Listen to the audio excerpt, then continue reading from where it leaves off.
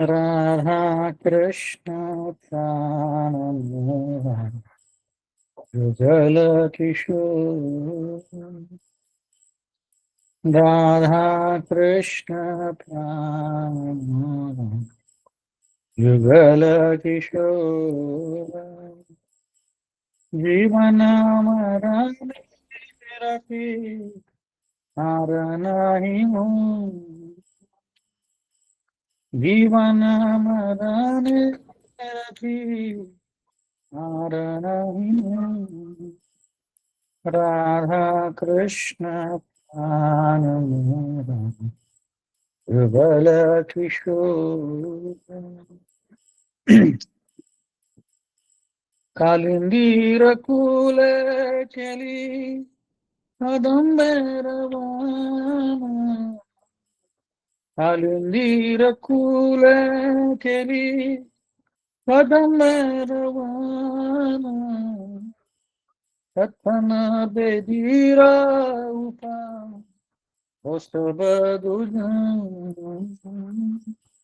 रत्न बेदीरा उपा राधा कृष्ण प्राण युगल किशोर राधा कृष्ण प्राण जुगल किशोर श्याम गौरी अंग दिवो चंदनेर गंग श्याम गौरी अंग दिवो चंदनेर गंग श्यामर ढुलाबो कबे तेरी मुख चंद्र श्यामर ढुलाबो कबे तेरी मुख चंद्र राधा कृष्ण प्राण युगल किशोर राधा कृष्ण प्राण युगल किशोर काठियामला तिरमला दिबोधर गाले काठियामला तिरमला दिबोधर गाले अधरे तुली बोधबो कर्पूर तंबूरे अधरे तुलिया दिबो कर्पूर तंबूरे राधा कृष्ण प्राण युगल किशोर राधा कृष्ण प्राण युगल किशोर ललिता विशाखादि जठसखी वृंदा ललिता विशाखादि जठसखी वृंदा अज्ञाय कोरिबो सेवा चरणारविंद अज्ञाय कोरिबो सेवा चरणारविंद राधा कृष्ण प्राण युगल किशोर राधा कृष्ण प्राण युगल किशोर राधा कृष्ण प्राण युगल किशोर हरे कृष्ण कृष्ण कृष्ण हरे हरे हरे राम राम राम हरे हरे हरे कृष्ण कृष्ण कृष्ण हरे हरे हरे राम राम राम हरे हरे हरे कृष्ण कृष्ण कृष्ण हरे हरे हरे राम राम राम हरे हरे, हरे कृष्ण कृष्ण कृष्ण हरे हरे, हरे राम राम राम हरे हरे, हरे कृष्ण कृष्ण कृष्ण हरे हरे, हरे राम राम राम हरे कृष्ण कृष्ण कृष्ण हरे हरे, हरे राम राम राम हरे हरे, हरे कृष्ण कृष्ण कृष्ण हरे हरे, हरे राम राम राम हरे हरे, हरे कृष्ण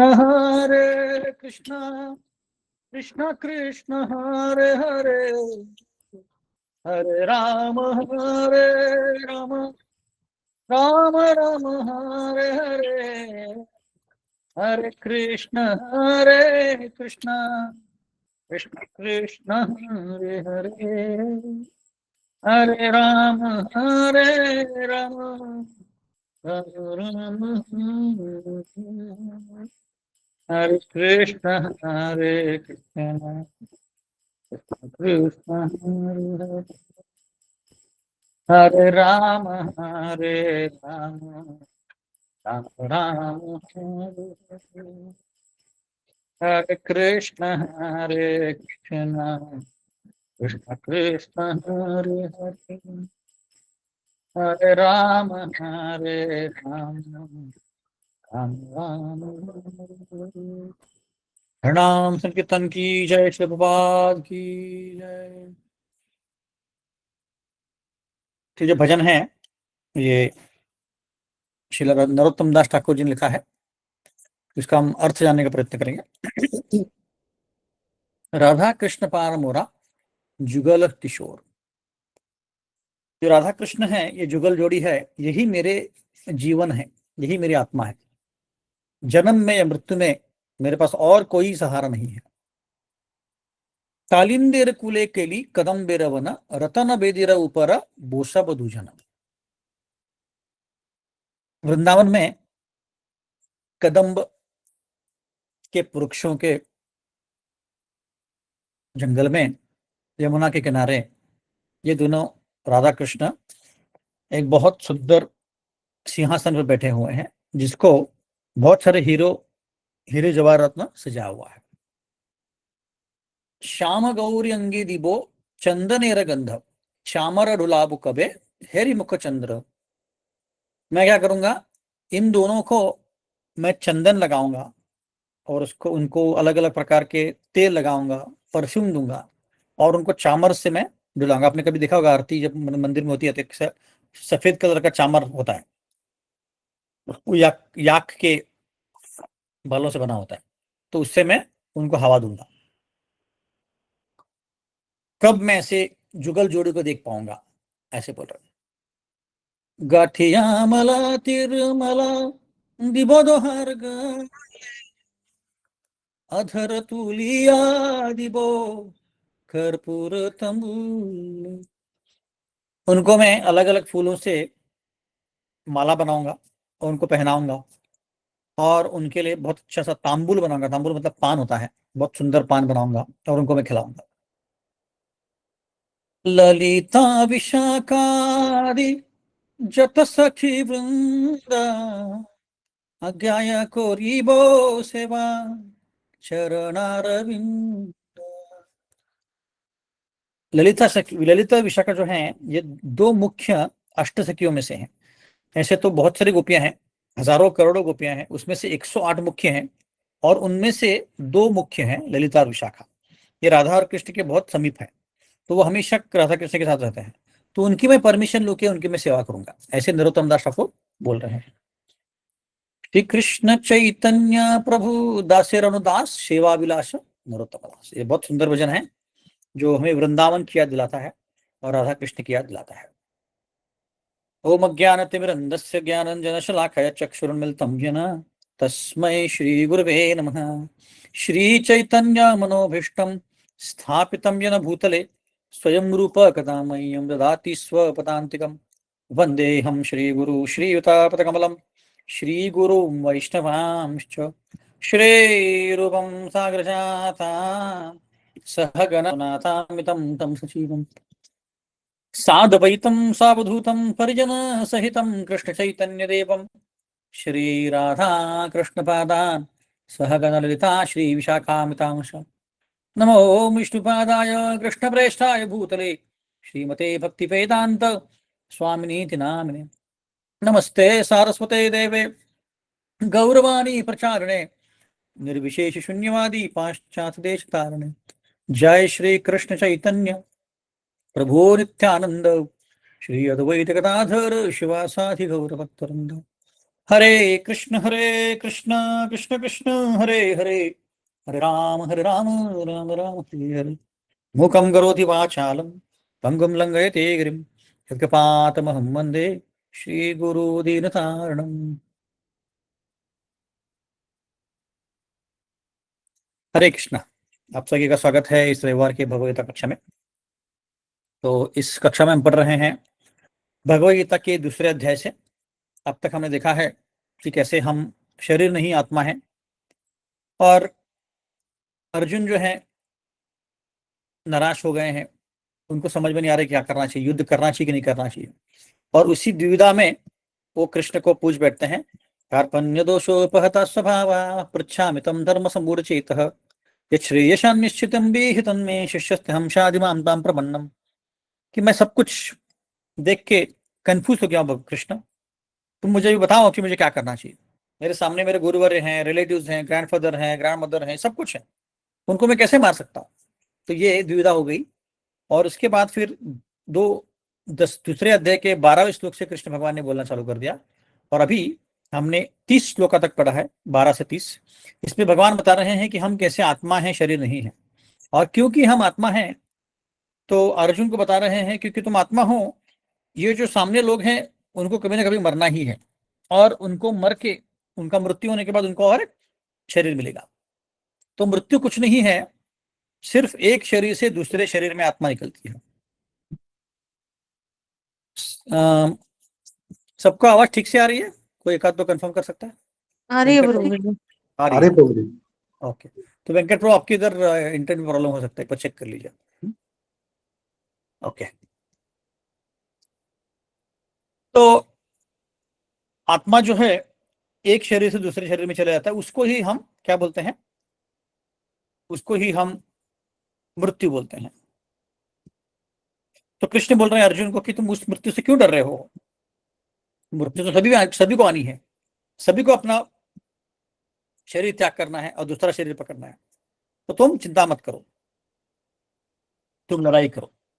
अब उसके बाद तो जैसे मैंने बताया कि दूसरा अध्याय जो है पूरे भगवद गीता का सार है, एग्जीक्यूटिव समरी है पूरे भगवद गीता का। उसमें पहले 20 श्लोकों में आत्मा के बारे में बताया, जिसको हम विज्ञान बोल सकते हैं, ज्ञान योग बोल सकते हैं, एनालिटिकल स्टडी है आत्मा की। उसके बाद अभी जो हम सेक्शन देख रहे हैं दूसरे अध्याय का 31 से 37 तक, ये वाला सेक्शन, इसमें हम कर्मकांड के बारे में चर्चा करने वाले हैं। हाँ?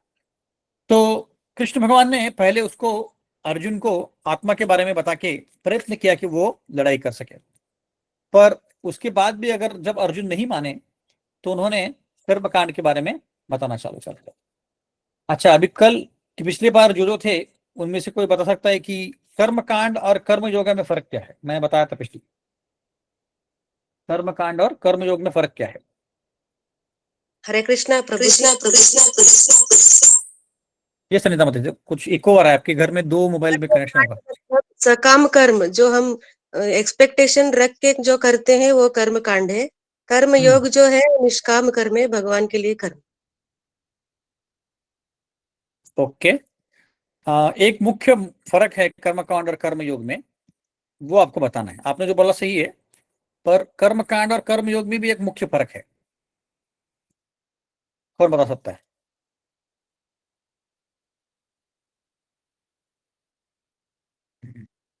आपको मेरा पीपीटी दिख रहा है? दिख रहा है ना?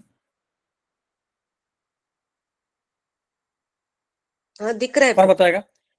कर्म, हाँ, दिख रहा है ना? हाँ, कर्म कांड और कर्म योग में फर्क क्या है?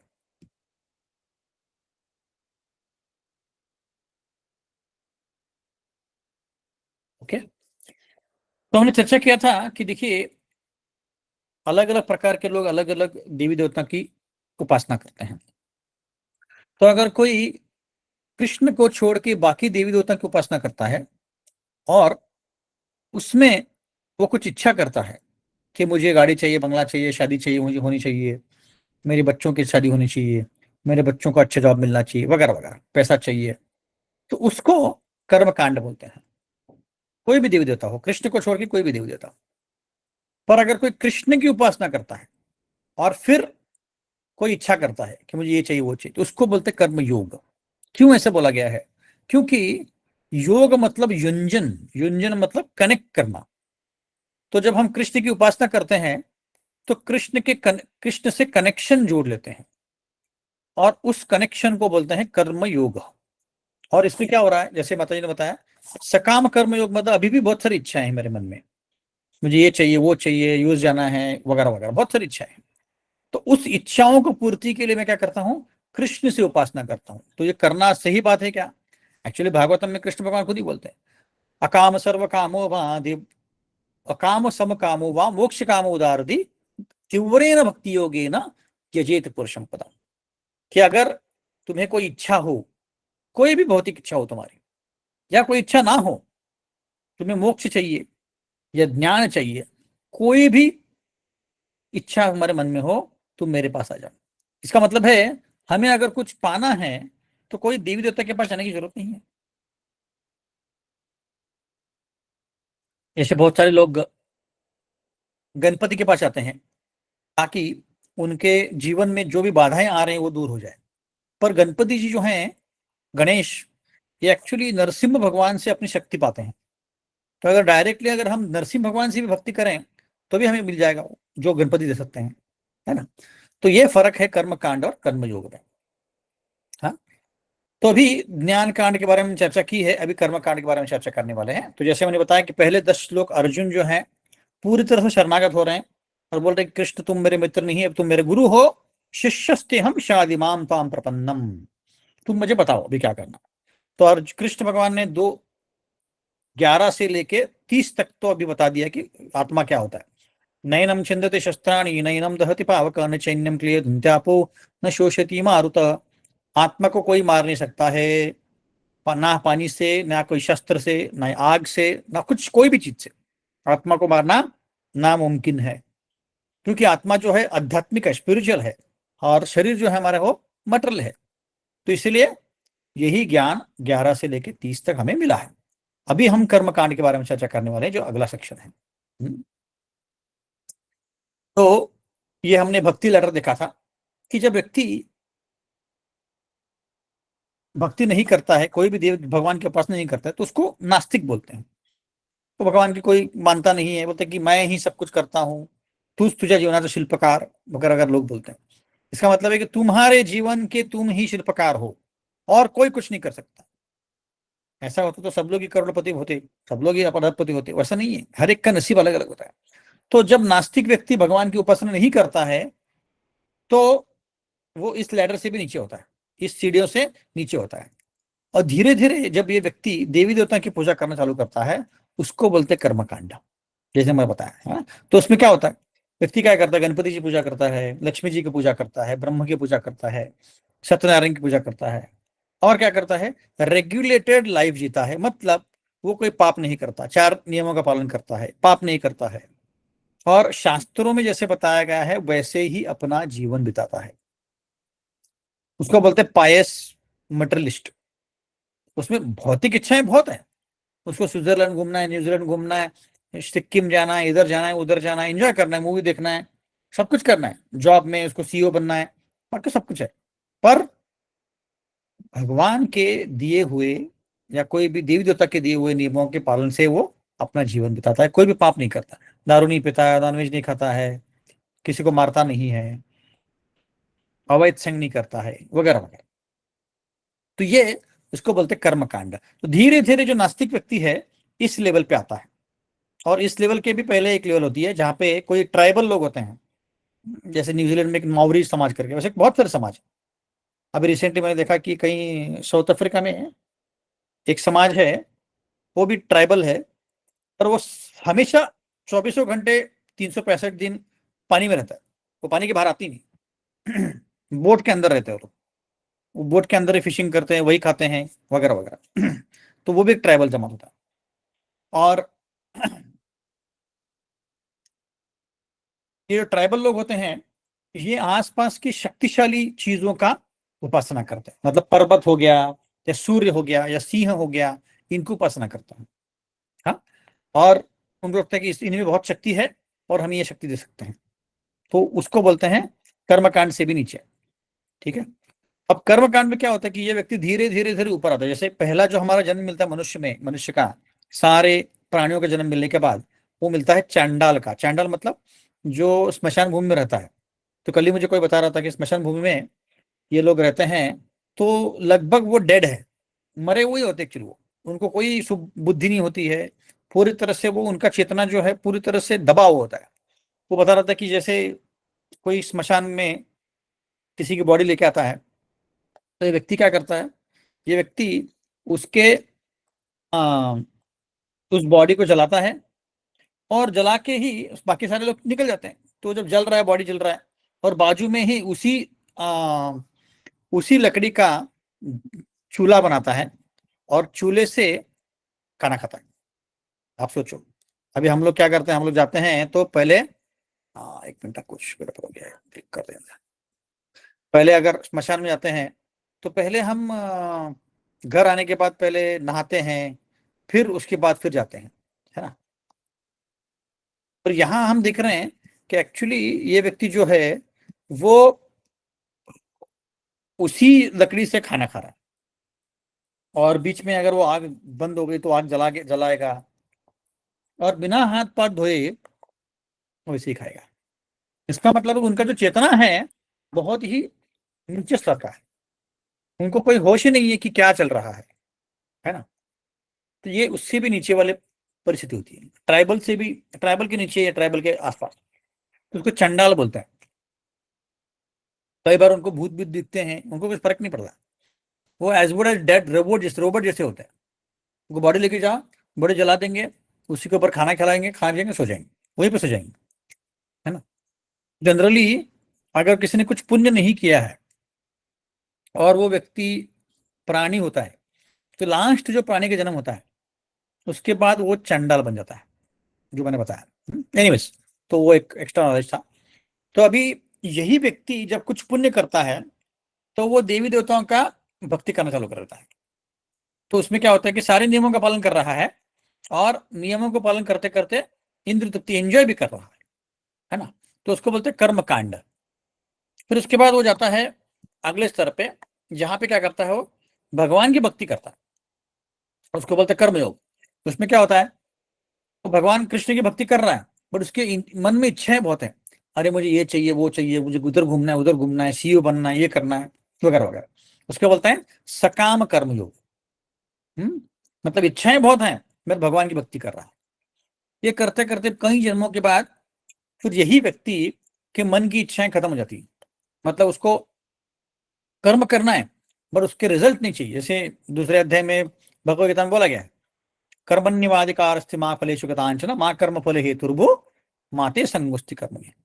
तो क्या करता है वो, कर्म कर्म करता है बट फल की अपेक्षा नहीं करता।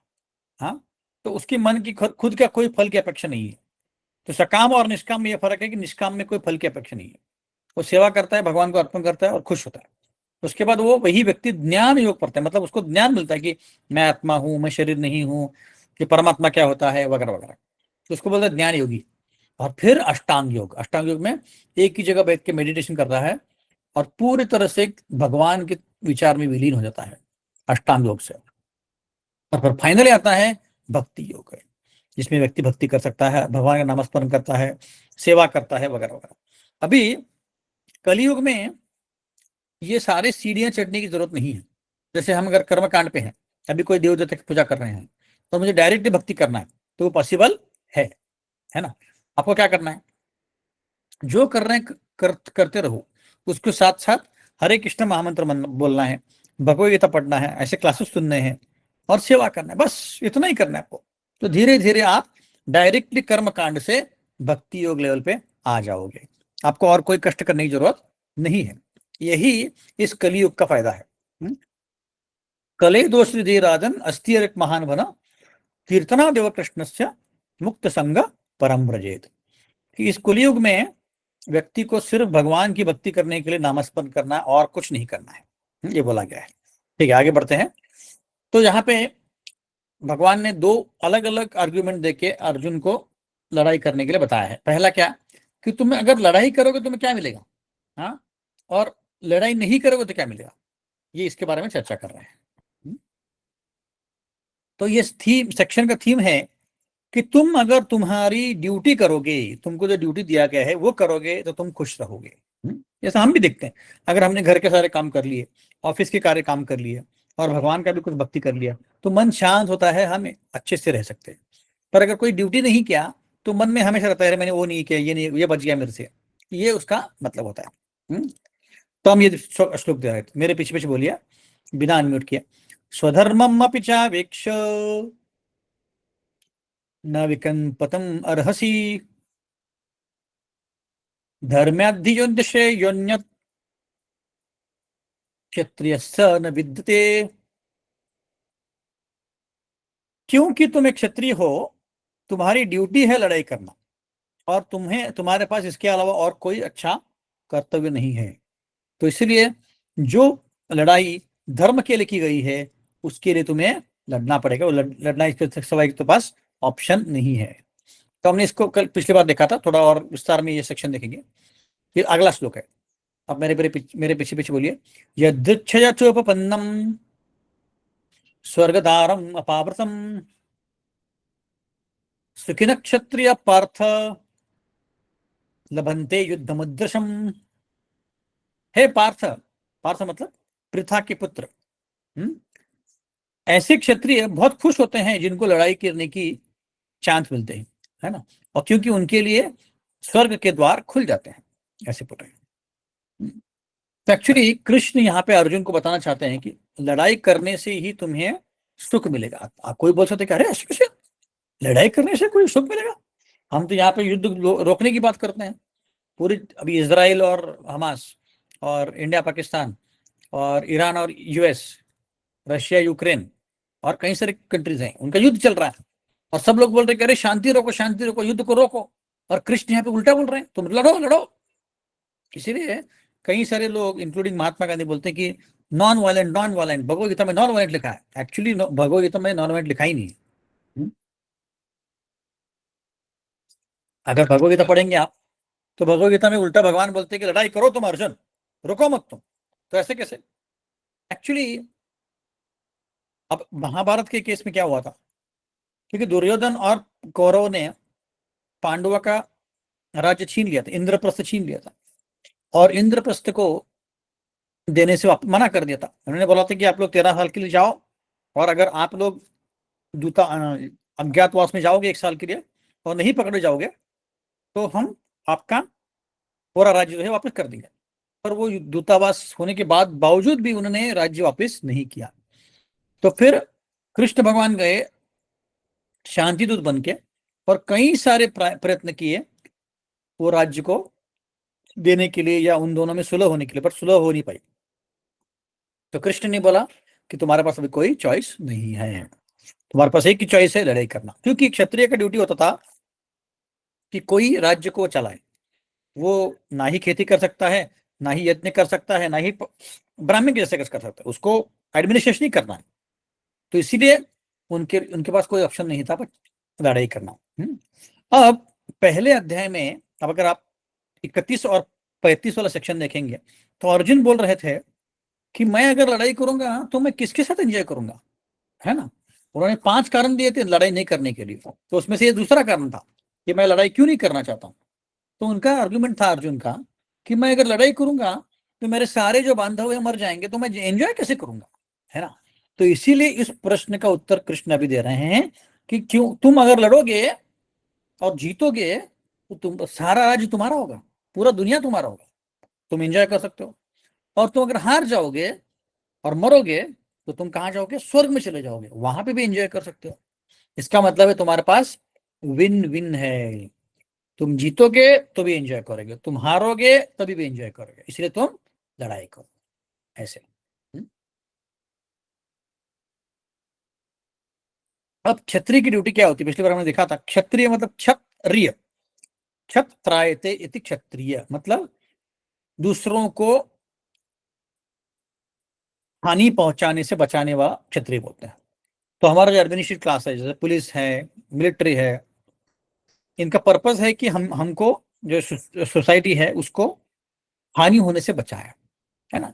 और मैंने कई सारे उदाहरण दिए थे पिछली बार, रामचंद्र का दिया था, सीबी का दिया था, रणजीत देव का दिया था। तो प्रजा को बचाते थे और प्रजा में प्राणी भी इंक्लूडेड थे, है ना? तो ये इंपॉर्टेंट है। तो पहले के जमाने में क्षत्रियों को ट्रेनिंग दिया जाता था और वो हमेशा टच में रही, इसलिए जंगल में जाते थे और वो प्राणियों के साथ हैंड टू हैंड, ऐसा नहीं कि बांध लेके छुप के कहीं मार रहे, नहीं, hand to hand, face to face वो लड़ाई करते थे। शेर हो या सिंह हो, कोई भी हो। तो उससे क्या होता है, उनकी जो फाइटिंग स्किल्स है, those used to get challenged and वो फिट रहते थे, है ना। तो हमने वायलेंस के बारे में काफी चर्चा किया है कि अगर हमें धर्म को पालन करना है, हमें अगर रूल्स को पालन करना है तो वायलेंस की जरूरत पड़ती है। वायलेंस के बिना हम नहीं कर सकते हैं, है ना। इसलिए हमने चर्चा किया था कि अगर कोई धर्म युद्ध है और कोई लड़ाई करता है और उसको उसको मृत्यु मिलता है तो उसको स्वर्ग में जगह मिलती है। मैंने उदाहरण दिया था कि दुर्योधन को भी स्वर्ग में जगह मिली थी। युधिष्ठिर महाराज गए थे वहां पे और उन्होंने देखा कि एक्चुअली दुर्योधन आराम से गद्दी पे बैठा है स्वर्ग में, तो उसको आश्चर्य लगा। तो धर्म के युद्ध में अगर कोई मरता है तो उसको स्वर्ग मिलता है। उसके बाद हमने देखा था कि यज्ञ में प्राणियों को जब आहुति देते हैं तो उसका पर्पस क्या है। तो बूढ़े प्राणियों का आहुति देते थे ताकि उस प्राणी जो है, उस प्राणी को दूसरा शरीर मिले तुरंत। और उसको एक्चुअली कई सारे केसेस में मनुष्य शरीर मिलता था, क्योंकि एक्चुअली हमारा जो मनुष्य शरीर है बहुत स्पेशल है और ये कई लाखों जन्मों के बाद मिलता है।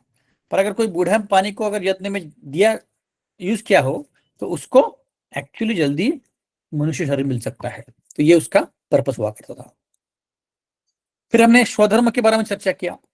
स्वधर्म मतलब क्या, स्वधर्म अपनी चाविक्ष हम कंपतिम अर्हसी।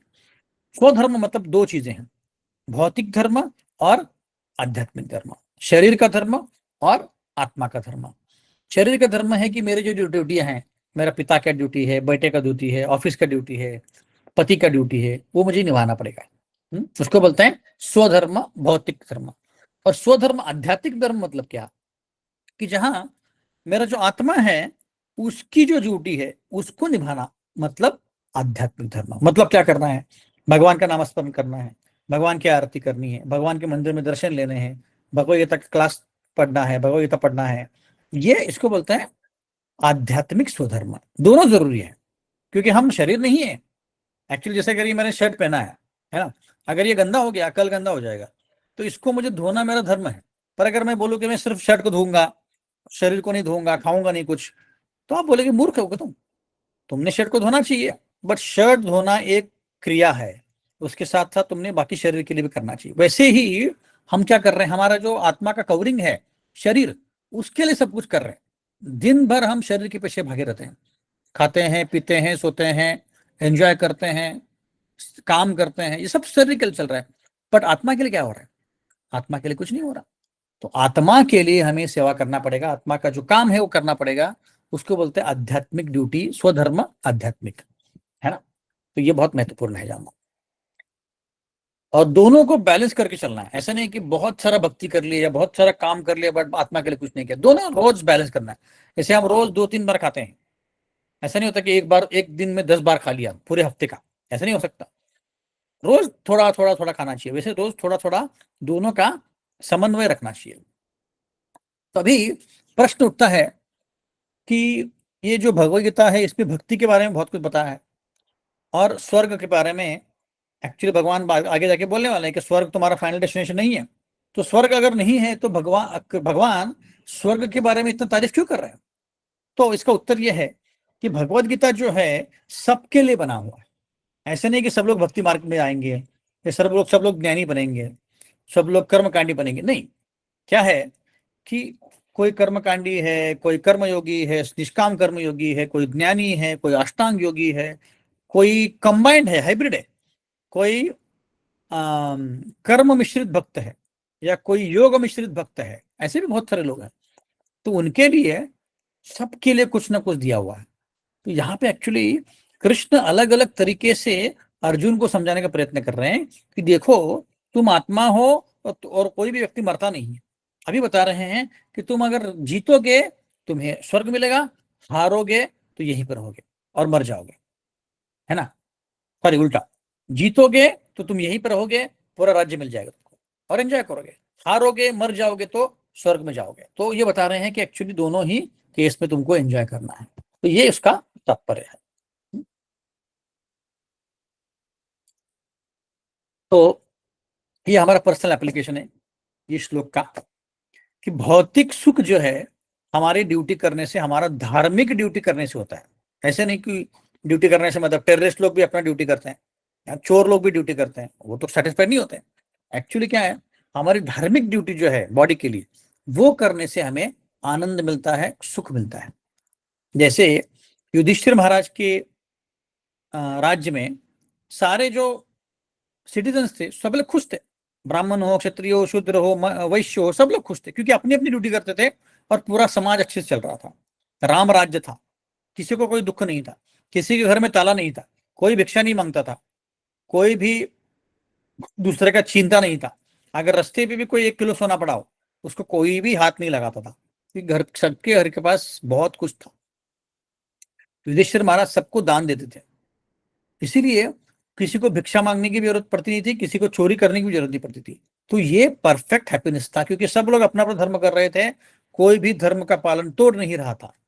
इनफैक्ट जब युधिष्ठिर महाराज के पोते परीक्षित महाराज ने अपना राज्य चालू किया, तब भी यही हाल था कि कोई भी पापी व्यक्ति नहीं था। अभी उल्टा हो गया, पुण्य वाले व्यक्ति कम हो गए हैं, पापी व्यक्ति ज्यादा हो गए हैं। तो इसीलिए उनको धार्मिक एक्टिविटी करने से, अपना कर्म करने से सुख मिलता था। अगर हम अपना ड्यूटी भूल जाएंगे, ड्यूटी नहीं करेंगे, हाँ, तो क्या होगा, तो हमारे जीवन में प्रॉब्लम्स आएंगे। जैसे इंद्र भगवान का हुआ था कि उन्होंने अपने गुरु बृहस्पति को आते हुए नहीं देखा, और जब आए अंदर वो, तो उठे नहीं वो रिस्पेक्ट देने के लिए, तो इसलिए उनका फॉल डाउन हो गया, उनका राज्य छीन लिया गया, उनको रास्ते पे आना पड़ा। तो ये है पर्सनल एप्लीकेशन इस श्लोक का, है ना। अभी आगे बढ़ते हैं। अथ चत्वमिमं धर्म्यां संग्रहं न करिष्यसि ततो स्वधर्म्यां कीर्तिश्च हित्वा पापमवाप्स्यसि। तभी आगे बता रहे हैं, पर अगर तुम अपनी ड्यूटी नहीं करोगे तो क्या होगा, तुम अपनी ड्यूटी नहीं करोगे तो क्या होगा, लोग तुम्हें, तुम्हारा रेपुटेशन जो है वो बर्बाद हो जाएगा, लोग तुम्हें गाली देंगे, बोलेंगे क्या है ये, नपुंसक है ये, ऐसे बोलेंगे, है ना। तो इसलिए तुम्हें अपनी ड्यूटी करने की जरूरत है। और सबसे बड़ा चीज मतलब तुम्हें पाप मिलेगा, क्योंकि तुमने ड्यूटी नहीं की अपनी, इसलिए तुम्हें पाप मिलेगा, ये बोल रहे हैं। ऐसे तभी एक्चुअली इसमें, और दूसरा श्लोक देखते हैं फिर हम चर्चा करेंगे, चौथा वाला, 34 वाला। अकीर्तिम चापि भूतानि संभावित, सॉरी, अकीर्तिम चापि भूतानि कथयिष्यन्ति च अव्ययम् संभावितस्य च अकीर्तिर्मरणात् अतिरिच्यते। लोग तुम्हारे बारे में बुरा भला कहेंगे, बोलेंगे कि अरे देखो नपुंसक, अरे देखो भगोड़ा, भाग रहा है, भाग, लड़ाई नहीं करना चाहता है। और कोई भी व्यक्ति के, सज्जन व्यक्ति के लिए जो अपमान होता है वो मृत्यु से भी भयावह होता है। तो ये 2 श्लोक हम देखना चाहते हैं। अभी इसमें अर्जुन को अगर देखेंगे आप, तो अर्जुन के लिए महत्वपूर्ण क्यों है। देखिए, अगर अर्जुन लड़ाई नहीं करेंगे तो क्या होगा, लोग जैसे कर्ण है, दुर्योधन है, उसको देखेंगे, बोलेंगे अरे देखो अर्जुन है क्या, भगोड़ा भगोड़ा। और इतना महत्वपूर्ण क्यों जानना है, या इतना अर्जुन के लिए कितना डिफिकल्ट क्यों है। हम उदाहरण लेते हैं, जैसे अगर सचिन तेंदुलकर है या विराट कोहली है, बहुत जबरदस्त दोनों ही क्रिकेटर हैं, है ना। और अभी तक उन्होंने बहुत सारी सेंचुरीज मारी है, बहुत कुछ किया है। अभी अज्यूम कर लो कि एक फाइनल मैच चल रहा है इंडिया पाकिस्तान के बीच में, अब कल खेलने खेलने वाले हैं, है ना। और खेलने के पहले ही, एक दिन पहले ही, दोनों में से जैसे सचिन तेंदुलकर पकड़ लो या विराट कोहली पकड़ लो, बोलते कि नहीं नहीं मुझे डर लग रहा है, मैं सामने वाली पार्टी के साथ नहीं खेलूंगा, मुझे पाकिस्तान के लोगों के साथ नहीं खेलना है, मुझे डर लग रहा है। ऑलरेडी अभी ये माहौल बना हुआ है, पाकिस्तान के साथ इंडिया को नहीं खेलना है, इंडिया को पाकिस्तान के साथ खेलना है, ये चल रहा है प्रॉब्लम।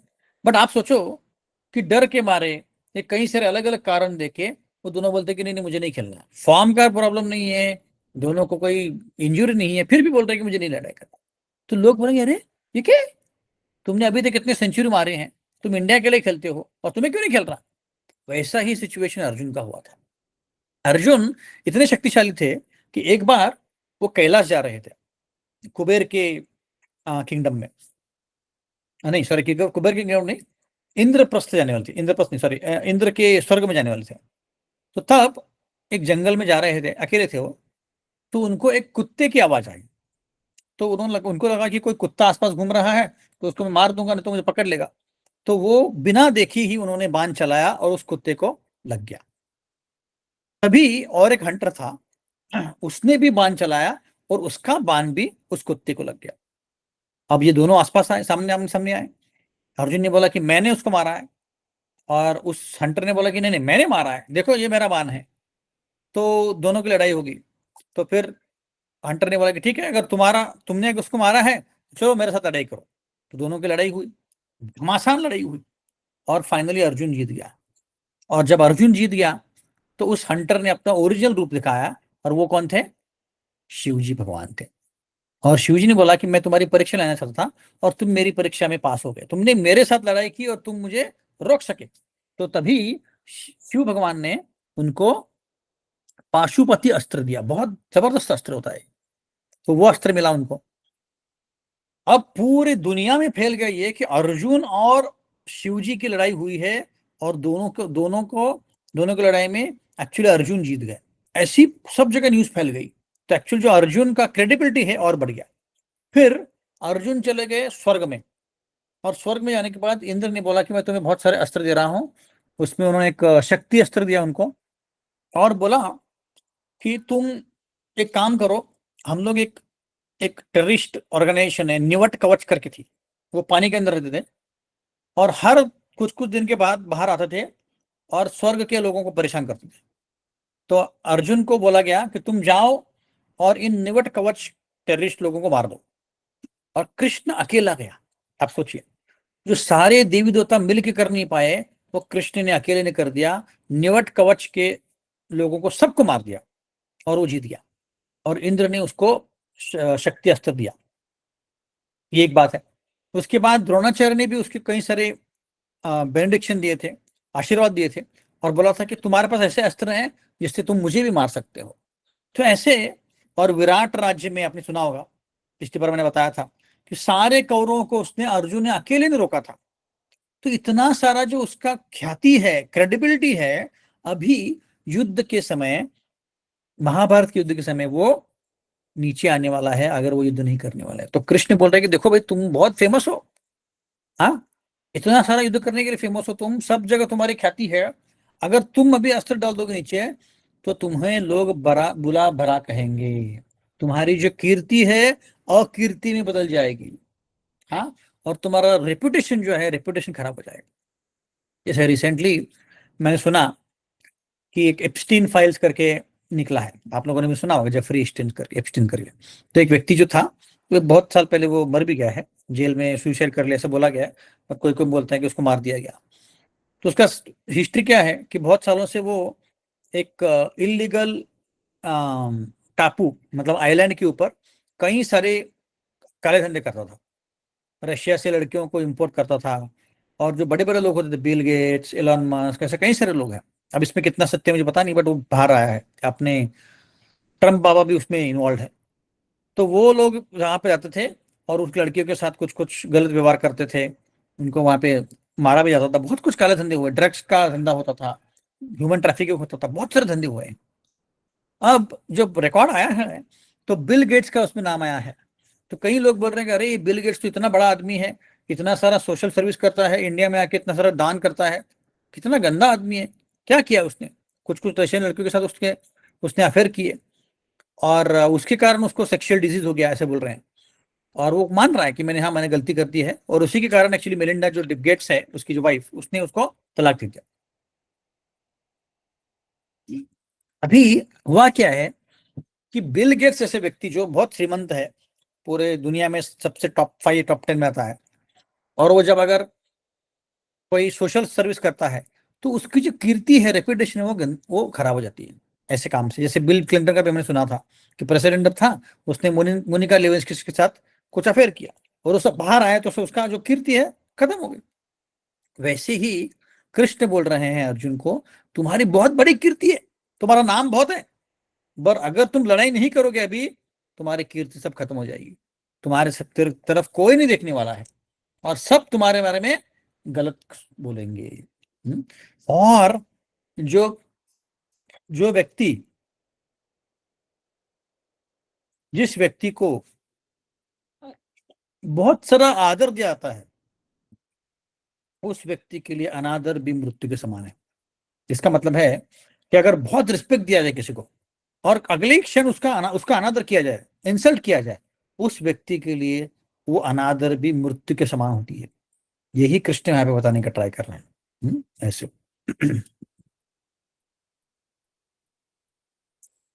तो अभी और एक सेक्शन में अर्जुन बोला था पहले अध्याय में कि एक्चुअली अगर हम किसी को मारेंगे तो हमें उसका जो रिएक्शन है, पाप है, जो लगेगा, तो हम कैसे पाप कर सकते हैं?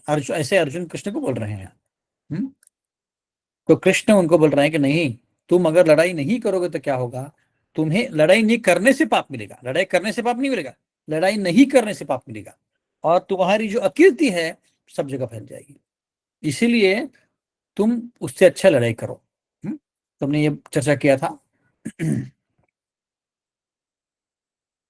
और कृष्ण बोल रहे हैं कि तुम्हारे जो दुश्मन हैं तुम पे हंसेंगे, तुम्हारा मजाक उड़ाएंगे, बोलेंगे देखो अर्जुन कितना बड़ा आदमी था, इतना सबका उसका ख्याति है, और अभी लड़ाई का समय आ गया तो दुम दबा के भाग गया, ऐसे बोलेंगे, है ना? तो हमारे लिए क्या सीख है इसके?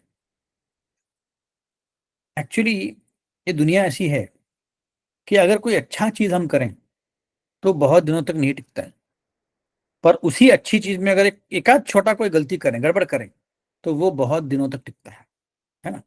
जैसे अभी अगर अजहरुद्दीन है, या उसके पहले जो कई कई क्रिकेटर थे, उनके नाम लिए जाएं तो बहुत सारा जो लोगों के मन में विचार है कि जो जो गलत किया हो वही बाहर आता है, जो अच्छा किया वो बाहर नहीं आता है। दुनिया का रीत है ना? इसलिए अगर आप सफेद कपड़ा लेंगे कोई और उसके ऊपर एक छोटा सा काला दाग है, तो वो सफेद पूरा कपड़ा नहीं दिखेगा, उसको काला दाग दिखेगा, क्योंकि दुनिया का नजरिया ऐसा है कि लोग जो हैं आपके छोटे काले दाग को देखेंगे, बड़ा सफेद कपड़े को नहीं देखेंगे, और गॉसिप करेंगे एक दूसरे के बीच में, अरे उसने ये किया, उसने ये किया, उसने पहले जो जो अच्छा किया वो सब भूल जाएंगे, है ना? तो इसीलिए हमें बहुत अपना जो हमारा जो कंडक्ट है, हमारा जो नेचर है, हमारा जो बर्ताव है, उसको अच्छे से करना चाहिए। कभी भी कोई गलत काम करने का प्रयत्न नहीं करना चाहिए, उससे हमारा जो रेपुटेशन है वो खराब हो सकता है ना?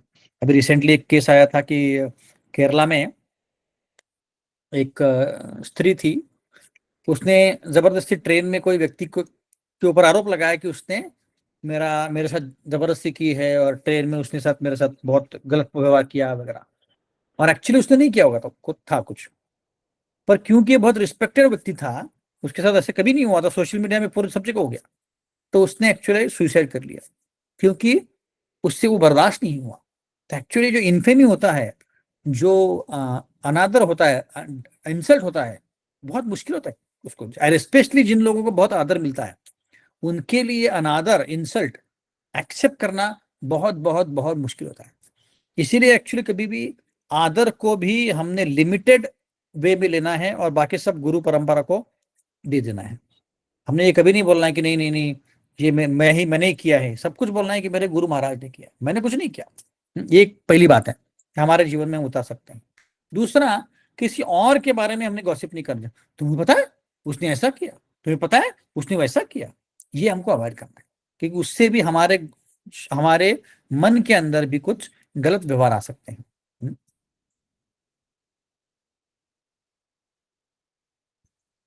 और किसी का इंसल्ट नहीं करना चाहिए हमने, भले ही हमारा इंसल्ट हो गया तो हमें बुरा लगता है, बट हमने किसी का इंसल्ट नहीं करना चाहिए, क्योंकि जैसे मैंने बोला, जो कटु शब्द हैं और अनादर, ये मृत्यु से भी भयावह हो सकता है। एक कटु शब्द अगर आपने किसी को बोला तो वो कृष्णा कॉन्शियसनेस छोड़ भी जा सकता है, और एक मीठे शब्द बोलने से कई सारे व्यक्ति लोग कृष्णा भावना में आ सकते हैं, जुड़ सकते हैं। तो यही हमारे लिए पर्सनल एप्लीकेशन है इसका। तो कई बार क्या होता है कि आपने कुछ किया तो लोग जो है वो आपके एक्शंस देखते हैं, आपका इंटेंशन नहीं देखते हैं। जैसे उदाहरण के तौर पे कोई कुछ गलती कर रहा है और आपने बोल दिया कि उसकी गलती हो गई, तो लोग ये नहीं देख रहे कि आपका इंटेंशन क्या है। आपका इंटेंशन है कि वो व्यक्ति सुधर जाए, वो गलत ना करे, पर वो क्या देंगे, वो आपका जो एक्शन है उसको लेते हैं। इसीलिए हमारे एक्शंस, हम जो कर्म कर रहे हैं वो भी अच्छे होने चाहिए। इंटेंशन भी इंपॉर्टेंट है, बट एक्शंस भी केयरफुली लेने चाहिए, जिससे लोगों को गलत फहमी ना हो। और अगर कुछ गलत हो रहा हो, आपको लग रहा है कि कुछ गड़बड़ हो रहा है, तो कंफ्यूजन करने के बजाय क्लैरिफाई करना सबसे अच्छा है। ऐसे।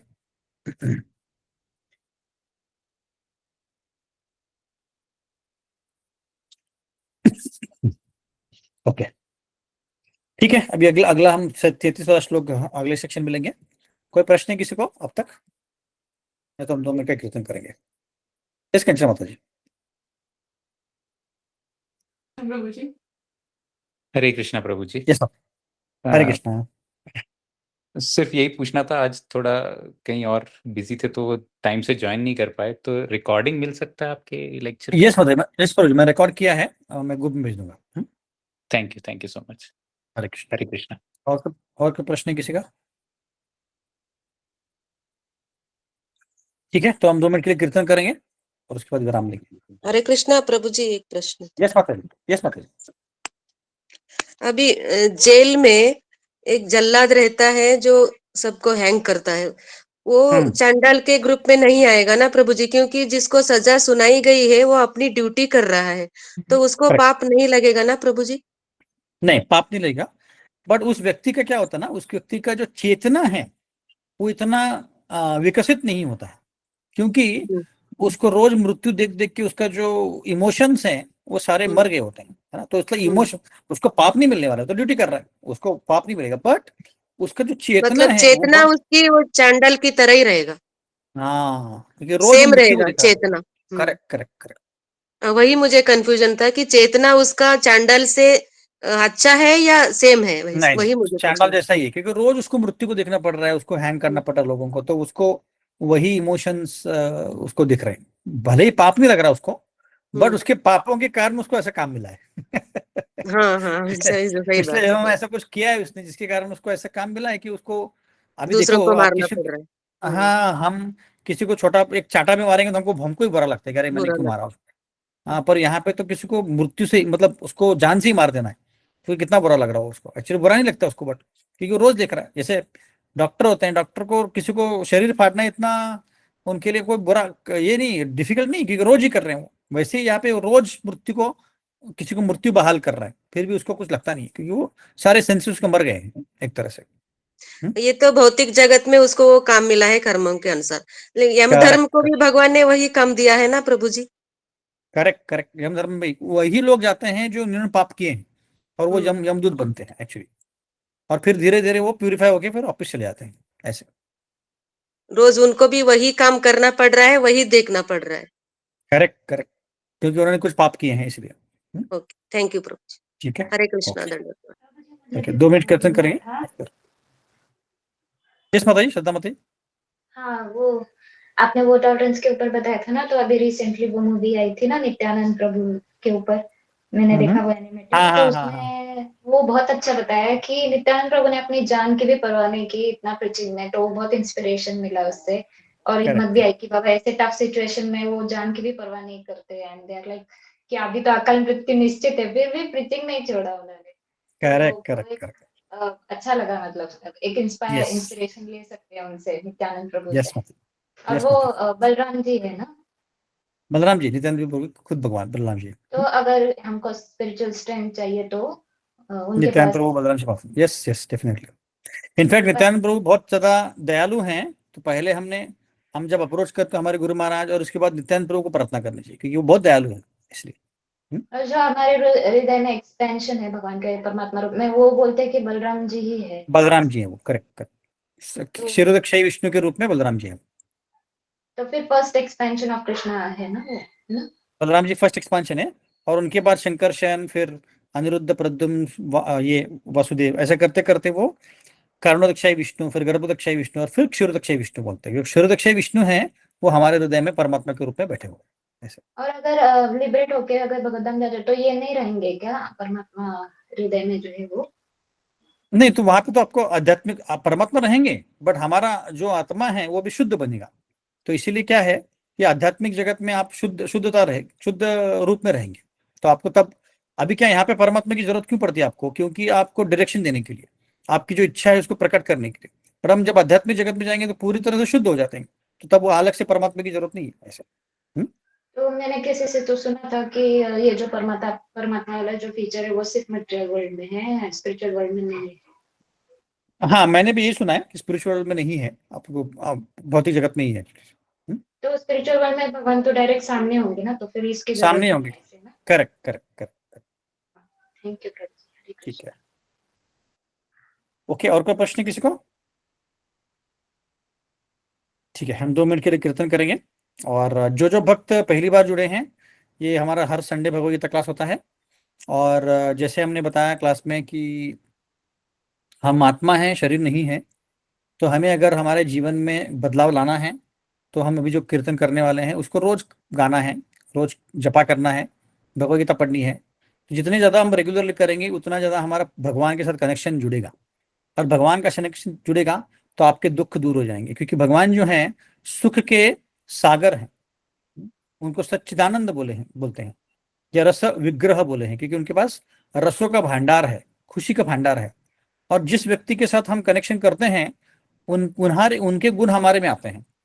तो अगर हम भगवान कृष्ण के साथ कनेक्शन जोड़ेंगे रोज, तो उनके जो अच्छे गुण हैं, सारे अच्छे गुण उनमें, तो वो हम में आएंगे। एक अच्छा गुण है कि वो कभी दुखी नहीं होते हैं। हालांकि एक तरह से दुखी होते भी हैं हमारे जैसे जीवों के लिए, बट उनके दुख के कारण उनका सुख जो है खत्म नहीं होता है। तो एनीवेज, तो हम शुद्ध बनेंगे, हम सुखी बनेंगे और आनंदी बनेंगे हम लोग। तो उसके लिए हमें कनेक्शन जोड़ना पड़ेगा, उसके लिए हमें उनका नामस्मरण करना पड़ेगा।